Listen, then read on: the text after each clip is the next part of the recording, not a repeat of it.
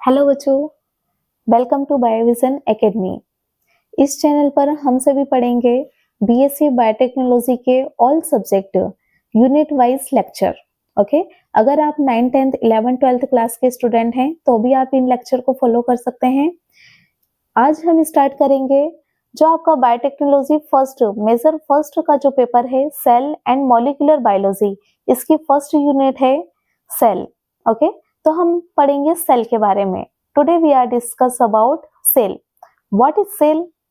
Cell एक बहुत छोटी सी यूनिट होती है जो जिससे हमारा पूरा जितने भी लिविंग ऑर्गेनिज्म होते हैं, अगर वो एनिमल्स हैं या प्लांट सेल हैं, तो सभी का जो स्ट्रक्चर होता है वो एक सेल से बना हुआ होता है। तो हम पढ़ेंगे सेल के बारे में। सेल की डेफिनेशन क्या होती है? Cell is a structural and functional unit of life. Cell से ही हमारी पूरी बॉडी का स्ट्रक्चर बना हुआ है और जितने भी फंक्शन कंडक्ट करती है हमारी बॉडी वो सब सेल ही करवाती है। तो इसकी एको डेफिनेशन होती है cell is a fundamental unit of life. Cell बहुत छोटी यूनिट होती है। Group of cell is called tissue. बहुत सारी जो सेल्स होती है वो मिलकर बनाती है tissue. And group of tissue is called organ and group of organ is called organ system. तो अब हम ये यहाँ पर देखेंगे कि ये जो सेल होती है, सेल की स्टडी को कहा क्या जाता है? Study of cell is called cytology. यहाँ हम नाम को ब्रेक करके देखेंगे। Cytology, cyto plus logy.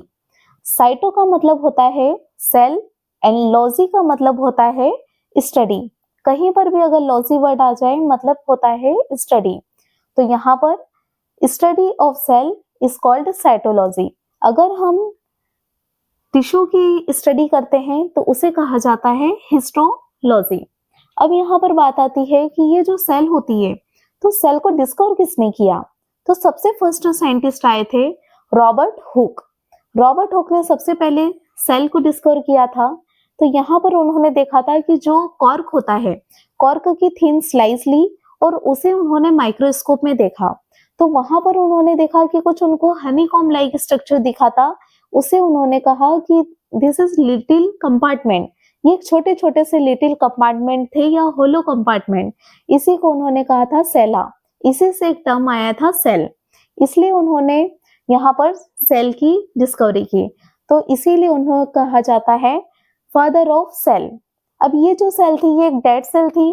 तो फिर बात आती है कि लिविंग सेल को किसने डिस्कवर किया? तो यहाँ पर एक साइंटिस्ट आए थे एंटन वॉन लीeuwenhoek। उन्हीं ने अपना खुद का माइक्रोस्कोप बनाया था, इसीलिए उनको फादर ऑफ माइक्रोस्कोप भी कहा जाता है। जब बारिश होती है तो उन्होंने बारिश का पानी माइक्रोस्कोप में लेकर देखा तो उनको कुछ लिविंग ऑर्गेनिज्म दिखे थे वहां पर।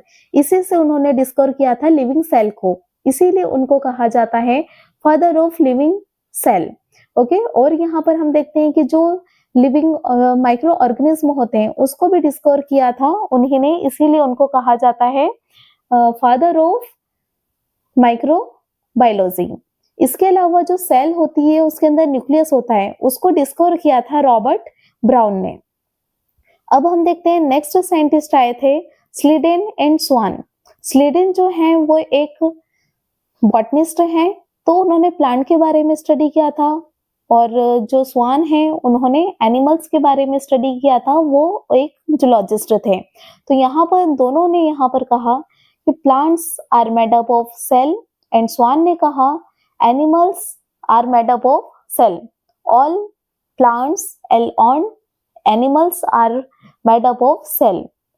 फिर बात आती है कि ये जो सेल होती है, सेल सबसे पहले ओरिजिन कहाँ से हुआ सेल का, सेल अराइज कहाँ से हुई?